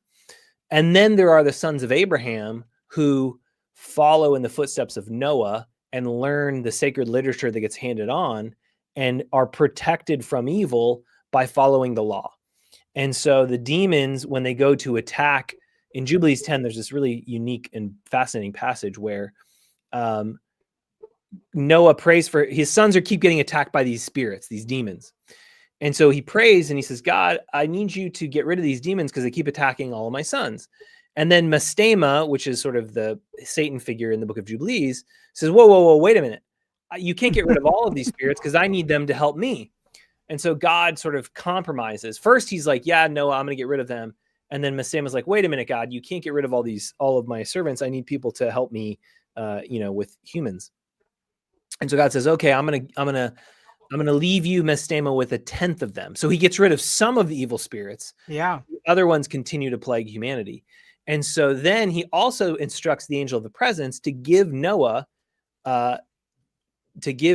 instruction that will protect him against these illicit, these demons and the instructions that they've passed on through the Watchers. And so then what happens is in the rest of the book, it's very clear that if you follow the teachings of the law of Moses, you're protected. And if you don't, then you're screwed, and there's no recourse, and Jubilees has no place for Gentiles in the eschatological scheme of salvation. I mean, Gentiles are just, they're worthy of all the bad stuff that happens to them. And so in the only people who can get access to the protection are those who are the sons of Israel, the sons of Abraham, which of course is relevant to thinking about a book like Galatians, where Paul spends all this time talking about that it's not by circumcision, but rather by the Holy Spirit. And so there's this, it's getting at those arguments. And so in terms of the differences, I think Jubilees makes clear that while humans, something fundamentally corrupt happened in the flood, humans are more capable of being obedient to the law, and that the means of their protection from sin and evil is the law of Moses. Whereas in the book of the Watchers, it emphasizes both human responsibility and the superhuman source of evil. But it's left, I think, unclear as I read the book of Watchers exactly how humans are responsible. And what you see in the later Enochic literature in a book like the Epistle of Enoch is explicitly the argument that, hey, listen, it's not just because God, the watchers are not to blame. You're not absolved of evil. And so there's this intentional concern to address the ambiguity of the book of the Watchers, to explain, hey, this doesn't mean you're not responsible for your sin. But I think that is further clarified in the book of Jubilees. You know, the reason why I asked that very specific question is because, in part, I mean, I remember reading the book of Jubilees, and in the book of Jubilees, the Watchers, they are indeed sent to teach. Mm-hmm. But the whole thing went to hell because they saw the beautiful woman and they fell in love. Yeah. So they lost the purpose of which they were sent into the earth. Mm-hmm. But that's different, Tyler. I don't know what do you think, but that's different from what you read on 1 Enoch. Mm-hmm. Mm-hmm. Because in 1 Enoch, they descend on Mount Hermon, and they are, from the very beginning, they are evil. What they did was not supposed to happen. They were not supposed to reveal heavenly knowledge. That was forbidden, not ready. Humanity was not ready to be absorbed in that kind of knowledge. They were just not. Mm-hmm. But Jubilees comes in and no. They were sent indeed to teach the humans. Yeah. But they lost it because they fell in love. And there's quite a bit in the literature reflecting on what gives with these women. In the Testament of Reuben, there's a lot of blame to go around. But this is one of the things that even led me back to Galatians. In Galatians 4 and 5, when the fullness of time came, God sent his son, which again, God sending his son, as opposed to the sons of God who rebelled, or in the case of Jubilees, who were sent, we're getting into things here, but failed in their sending. And they're born from a woman, just like the Watchers' offspring were born from women, born under the law, in order to redeem those under the law, in order that we might be called sons. So again, this gets to this sonship. And then in verse 6, because you are sons, God sent the spirit of his son into your hearts, crying, Abba, Father. Now think about, God sending the sons of God and leaving behind spirits. Well, that's like what happens in the Watchers, right? The Watchers rebel and they leave behind their spirit sons to plague and destroy humanity. But in this inversion, the true Son of God comes and redeems humanity and gives them a whole new spirit that they then can participate in the sonship of Jesus. So, I think a really fascinating, the role of women is really, I think, significant for even thinking about what's going on in Galatians 4 and 5. There's something I want to show you. Give me just a moment. Yeah. Oh, there we go. This is the book where your work is showing up. Yeah. Okay. He talks about your work on that book because he sees, he's quoting your work and he sees reversion. Like Jesus is reversing what the Watchers did. Mm-hmm. And he is building off on your work. And if you listen to that podcast he did, he is just amazed your arguments. And in my point of view, myself, I find a lot of coherence on those arguments. And as I said before, Tyler, that brings and that gives them more sense to the whole the mission of Jesus Christ. How it's supposed to be working, because he is coming here to fix not only what happened in Genesis 3. He is here to fix what happened in Genesis 6. And he even says that he is here to fix what happens at Genesis 11, the Tower of Babel, paired with the Deuteronomy 32:8, the famous Sons of God passage that you are more well aware than me about that. And he said, and he's also building on another Marquette scholar, Amy Richter. Mm-hmm. Amy Richter, and that's why he. I mean, it's at the book.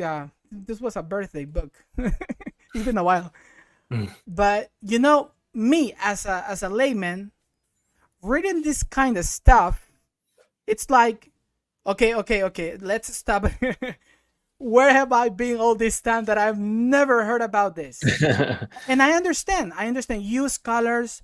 I'm not gonna say you because you don't look like that kind of scholar who is a very elitist. But scholars tend to be elitist. Mm-hmm. Let's be honest. And I understand why. So I'm not gonna blame them.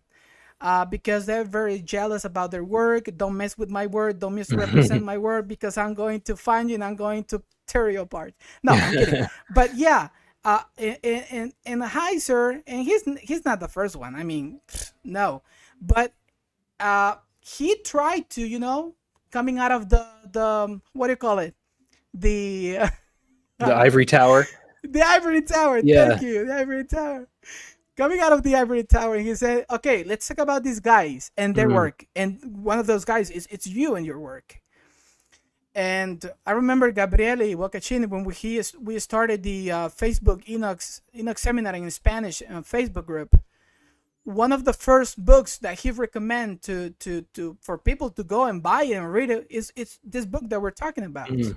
And he also recommended James Scott, the Apocalyptic Letter to the Galatians, I think it is.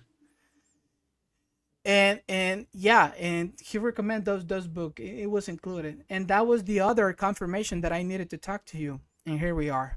Now, Tyler, let's go to the final questions and final comments. Okay. And let me tell you, this is my favorite question of all, because it has to do with Jesus. It has to do with Jesus. So, by using the proposed Enochic narrative lenses, in Galatians 3:19 and 4:11, what sort of new and fresh interpretation emerge? Yeah, well, one of the things I try to say is that what I'm saying is not that new and fresh, but actually old, and what some of Paul's earliest readers meant. But one of the things for me that was new was I was struck as I started chasing down Paul's Son of God language in Galatians, and there's a lot of assumption in the scholarship that, and even really great scholars, well, the phrase Son of God is a reference to Davidic sonship. And sometimes it is. Certainly that's true. I don't want to deny 2 Samuel 7:14 as a significant factor in thinking about what the phrase Son of God means. But in Galatians, right from the very beginning, Paul's argument is that the source of my theology is not a human being. It's not an anthropos. But it's rather through Jesus Christ. And so Paul, like whatever you think about the sort of early Christology, high Christology debates, the argument from the get-go in Galatians is that Jesus is something more than a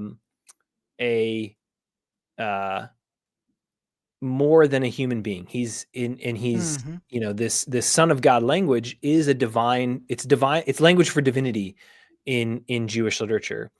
And then most notably, one of the things that I learned that was so fascinating to me is that there are only two New Testament books, or at least Pauline ones, that take the language of Son of God and talk about it as Jesus is the Son of God, and then expand it also as representative of believers as sons of God, that they participate in the sonship of Jesus. And that what fascinated me was thinking about how does Jesus being the Son of God relate to then that label being applied to believers. And in Galatians specifically, it's so explicitly about putting on Christ, the language of baptism that we see in chapter 3, that we 3:23 through 29, that your sons through the faithfulness in Christ Jesus. When you are baptized, you put on Christ, that there is this sense of participating in the sonship of Jesus. And then I was, not maybe I shouldn't have been, but I was surprised to find the same kind of language shows up in Philo of Alexandria to talk about the way in which God enables transformation of those who seek him through his through putting themselves under the sonship of the Logos, the firstborn Son of God. Sometimes what we think of as these, distinctly Christian ideas that are only Christians and only talking about Jesus are actually taking existing categories from Jewish literature, and they're being reformatted around their theology of Jesus and their revelation, their understanding of what happened on the cross and the resurrection.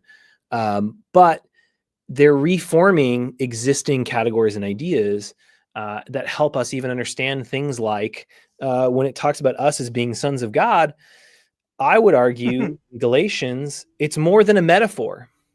It's more than just an idea of like a nice way of saying, yeah, we're like Jesus in a baptism, but there actually is this sort of, and this isn't unique to me, people like David Litwa in his work, We Are Being Transformed. Yeah.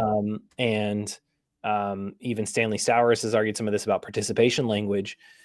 It's not just a metaphor, but actually has metaphysical significance that, and even think about when Jesus is asked the question about resurrection by the Sadducees and marriage, and he says, we will be like the angels there. And we sort of go, oh, Jesus is talking about marriage, but there is this sort of transformation that Paul expects for believers to become more than just dominated by the elements, the stoicheia, but they become enlivened by the very Spirit of Jesus, transforming them into the sons and daughters of God.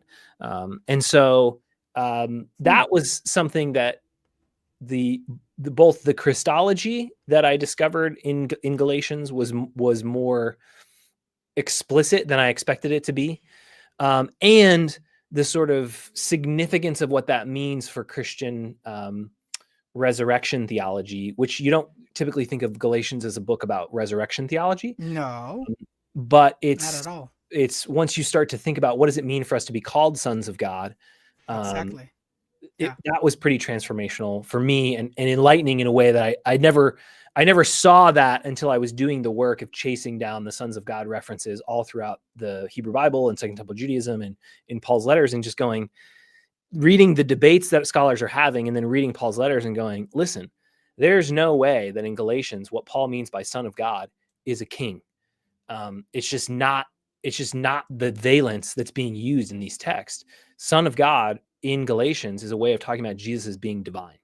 And then so you get a text like Galatians 2:20, where Paul says, the life I live, now I live in Christ. I no longer live, but Christ lives in me.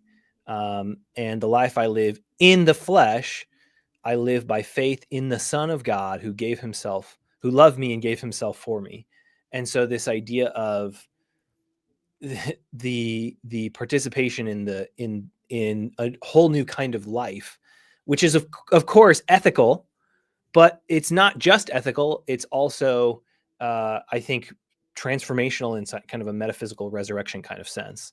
At least in Paul's understanding. And that helps even, you start getting into talk about what is the significance of this. It has quite a bit of significance for thinking about our ethics in the present, but then, our long-term, what it means for us to be, for believers in Christ, to be sons of God. So yeah, that was one thing that really, other people have said great things about this, but for me was most new in terms of my understanding of it. No, I mean, this is the, it makes it more interesting. That the whole narrative about, no, I'm serious. The whole, what do you call it? Let's put it this way: the Christological, arguments in there, the whole narrative, it's more interesting because you are filling in the blanks, or maybe not filling in the blanks, but it's being the whole Christological narrative, at least in this book, the Galatians, is attached to those points, bullet points that you just never see them coming pair to pair. Just know. But as you are reading, as I'm been trying to do with your work and some other guys, my goodness, that's now it's like rediscovering my Bible. Literally. Like serious, I'm not kidding. It's like just reading my Bible for the first time ever. And that's priceless, because I mean, I'm committed to this thing, even though I'm critical about that, but I'm committed. That's my parents' heritage. But Tyler, that's the thing. The sons of God is a big thing, and I just regret that we don't have that much of a time. But it's a big deal to talk about, because for Paul, and this is something that Heiser wrote about as well, and I'm pretty sure that he's not original to him. He probably might draw it, or he took it from somebody else. But he said, the sons of God in the Old Testament, they went rogue, they rebel. No, I like it how he put it.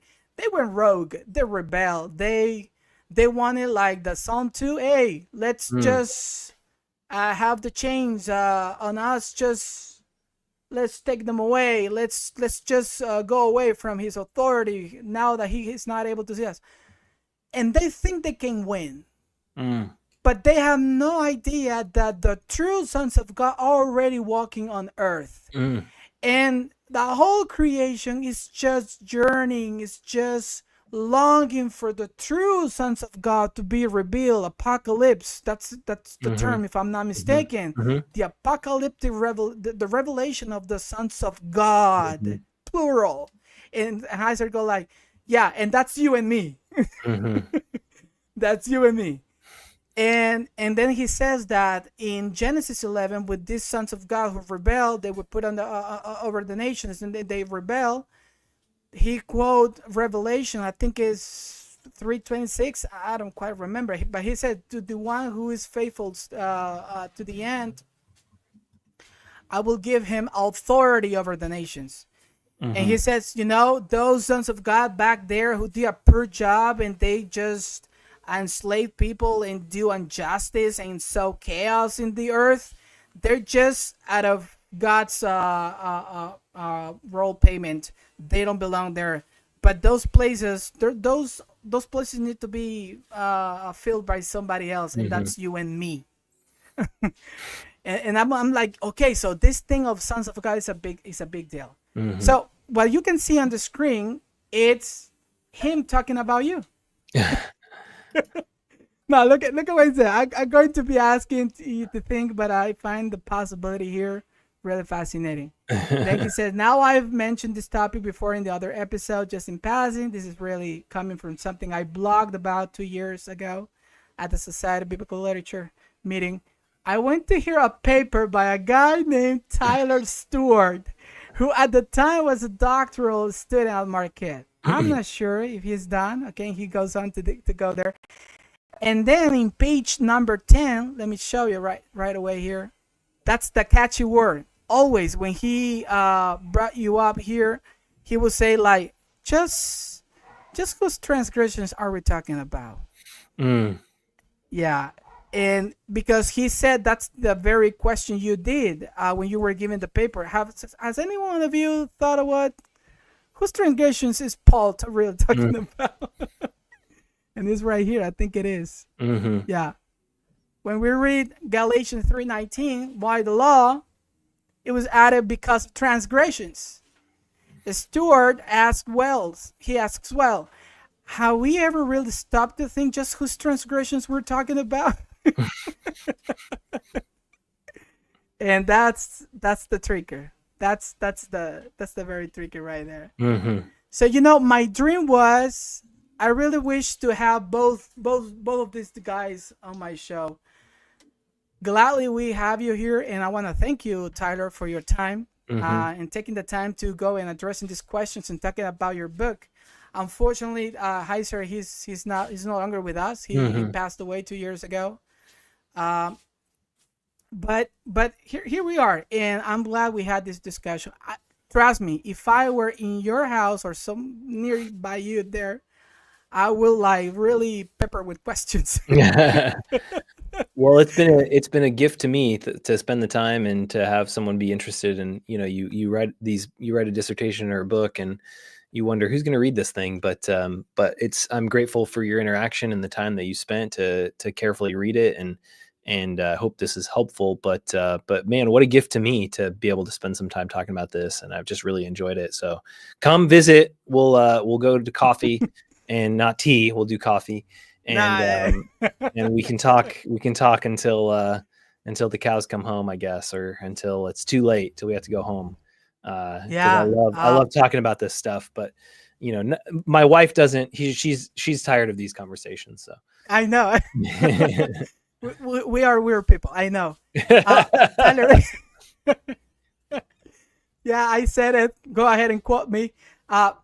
Tyler, just last question. What's in the hopper? What projects are you working on? Books, articles? You tell us. Yeah, so Anything. I am slowly working on a book on demons in the Gospels, as well as I've got an article that's Love it. I would say 85% done on the Syrophoenician woman in Mark 7.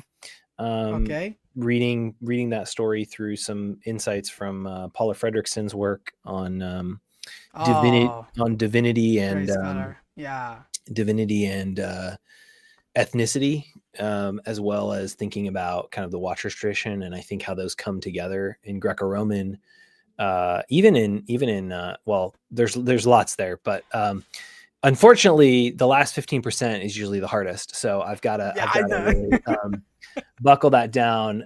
So that's an article that I've got kind of very close that I need to send off. And then I've got this book I've been working on.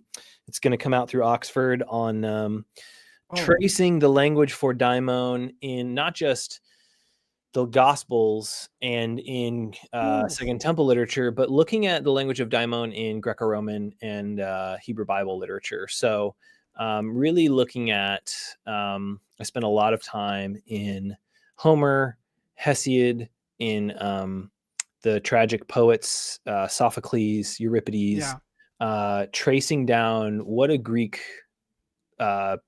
the Greek Greco-Roman conception of a daimon. And so that's the project I'm working on now. It's taking me a lot longer than I had hoped, but it's and it's also one of those things you're sort of, people hear about it, and you're like, so you're writing a book on demons, and they kind of look at you like you have two heads, and it's like, well, it's in the text, so I'm doing that. So that's the main project I'm working on. But yeah, just teaching. You are very busy, my friend.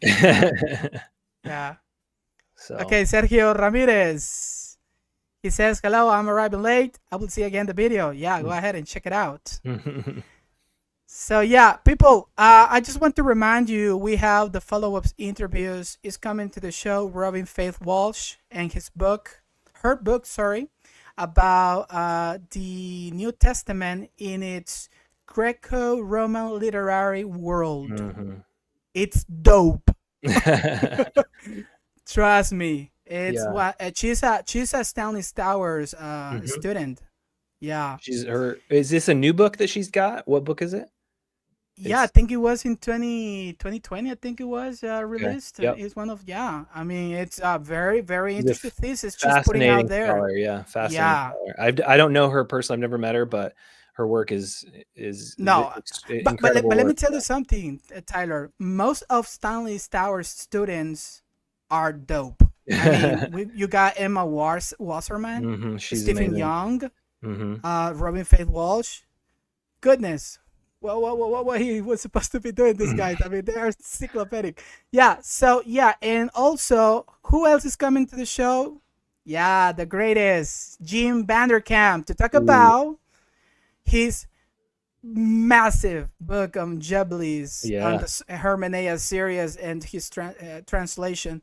Oh my goodness! I told the Professor John J. Collins, I wish you guys were to live those patriarchal long lives. And he was What did he like, say? "Oh boy," no, he said like, "Oh boy, if only that were that easy." No, it's not happening.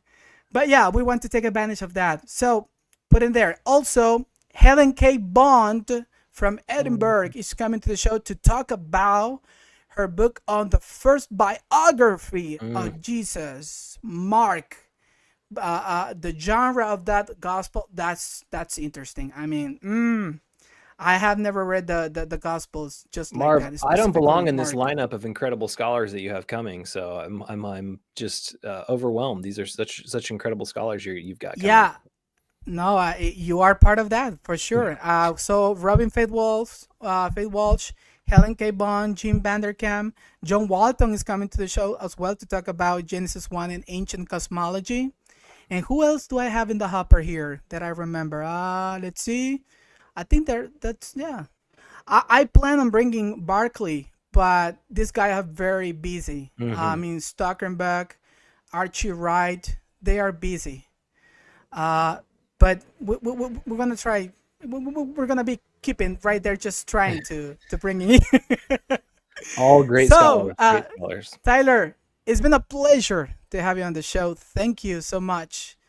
Any last comments? Just let us know before we can come to the close. Well, just thank you so much. I hope it's helpful. I am honored to be to chat with you and your listeners, but also to I'll be eagerly looking for those interviews with such a great lineup of scholars. So I know Jim Vanderkam's book on Jubilees, his commentary was invaluable to me. I was so grateful it came out before I finished, because I was writing using his older critical text, and when it came out, I was, thank God. So fascinating conversation for me. I really appreciate it, and I'm just grateful to learn more and to learn from such a great lineup of scholars.